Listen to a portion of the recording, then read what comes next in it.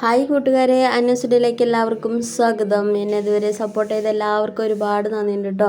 നല്ലൊരു തേങ്ങ കൊത്തി ചട്നി ആയിട്ട് ഉണ്ടാക്കാൻ പോകുന്നത്. നല്ല ടേസ്റ്റാണ്. ദോശയ്ക്ക് ചപ്പാത്തിക്കൊക്കെ ഉണ്ടാക്കാം കേട്ടോ.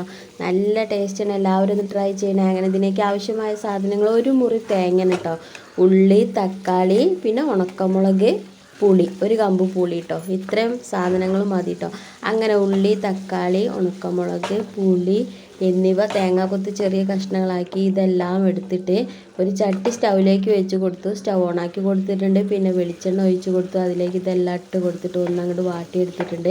കുറച്ച് മാത്രം കേട്ടോ മുളക് പൊടി ഇട്ട് കൊടുക്കണം. പിന്നെ കറിവേപ്പിൻ്റെ ഇല, ഇതെല്ലാതും കൂടി ഇട്ടിട്ട് നല്ല അങ്ങോട്ട് വാട്ടിയെടുത്തിട്ടുണ്ട്. പിന്നെ ചൂടാറിയതിന് ശേഷം അത് നേരെ മിക്സീൻ്റെ ജാറിലേക്കാണ് ഇട്ട് കൊടുത്തിട്ടോ. മിക്സീൻ്റെ ജാറിലേക്ക് ഇട്ട് കൊടുത്തിട്ട് അത് നല്ല അങ്ങോട്ട് അരച്ചെടുക്കാൻ നേരെ ആ ചട്ടി തന്നെ സ്റ്റൗവിലേക്ക് വെച്ച് കൊടുത്തു. അതിലേക്ക് വെളിച്ചെണ്ണ കടുക് കൊണ്ട് പൊട്ടിച്ചു, കറിവേപ്പിൻ്റെ ഇല ഇട്ട് കൊടുത്തു. ഈ അരക്കൂട്ട് അതിലേക്കാണ്ട് ഒഴിച്ച് കൊടുത്തു. ചട്നി റെഡി ആയിട്ടോ. നല്ല ടേസ്റ്റാണ്. നല്ല ടേസ്റ്റ് പറഞ്ഞാൽ നല്ല ടേസ്റ്റാണ് കേട്ടോ. വീഡിയോ ഇഷ്ടപ്പെട്ട ലൈക്ക് ചെയ്യണേ, സബ്സ്ക്രൈബ് ചെയ്യണേ, സപ്പോർട്ട് ചെയ്യണേ.